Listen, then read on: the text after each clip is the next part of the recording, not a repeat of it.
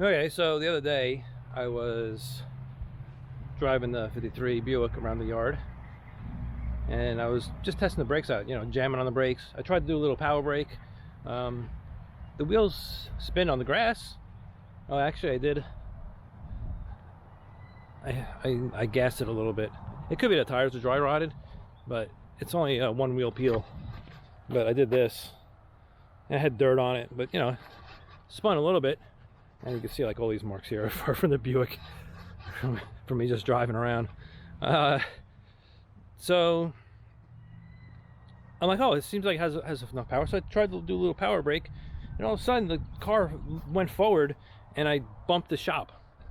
I hit the shop over there. Barely, there's no damage, but you could just touched it. Then I opened the hood and I noticed, so this was plugged in here, right? I noticed this. Well, first thing I noticed is this brake fluid all over the place. So everything was drenched with brake fluid here. And I look at this switch, and it's popped off like this. So I bought another switch. This one here came with the CPP proportioning valve. So I got this thing from Painless. It looks like it's the same exact thing. I wanted to get the same thing. I didn't need the connector, but I wanted to be able to just slide it right on there. There were other ones that had just terminals on top here, where I would have had to probably cut this and put different connectors on it, and I didn't want to be bothered. This was like 15 bucks. The other one was like $10. So I got a connector for $5 basically. Anyway,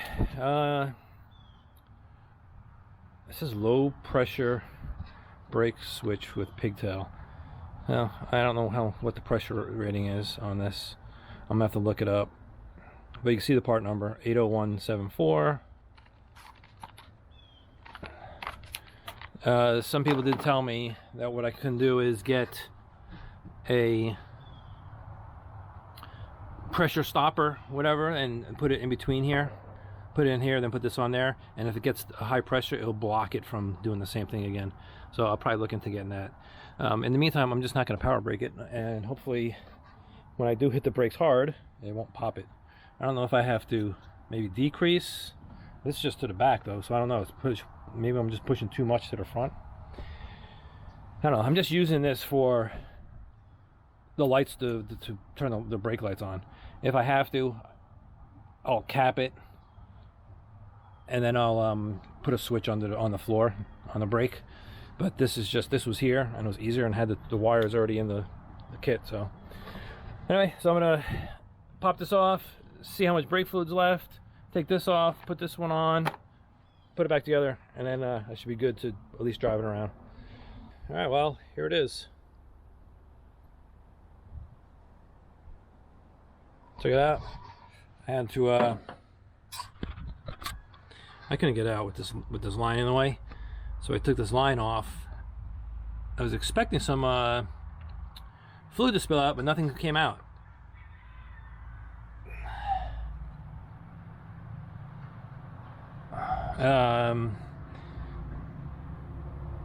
So I know there's air in this. I know there was air, so I'm gonna have to bleed the front brakes. I'm trying to fix this, put this back in.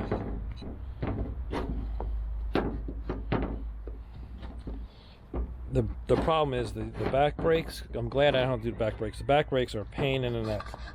I put those Cadillac back brakes with the manual. It's rear disc, so it has the manual cable to pull the disc. And the way they're mounted on there, I don't know if they're mounted incorrect position or something or what, but it's a pain to bleed them.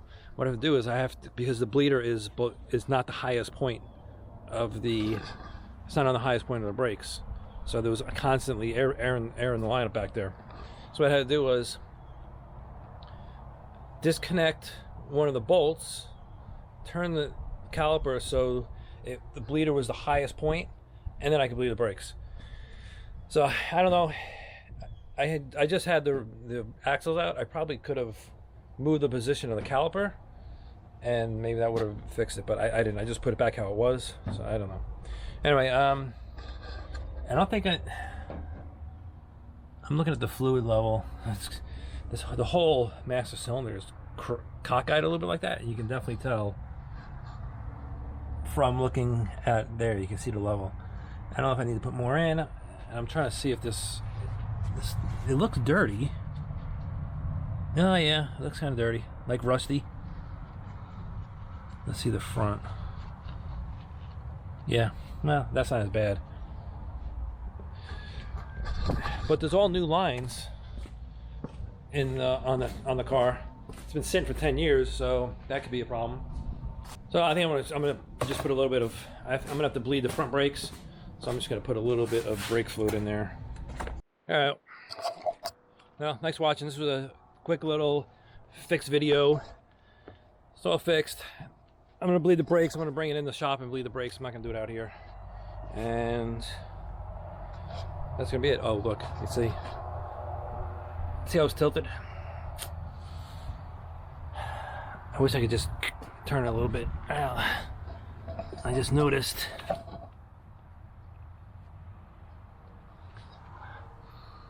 Yeah, the brake fluid's coming at it. Oh, right there. I think maybe I pressed on the brakes a little bit too hard.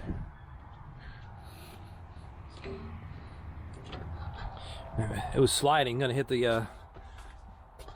It was sliding. It was gonna hit the shop, so I was pressed down on the brakes. Anyway, all right. Well, thanks for watching.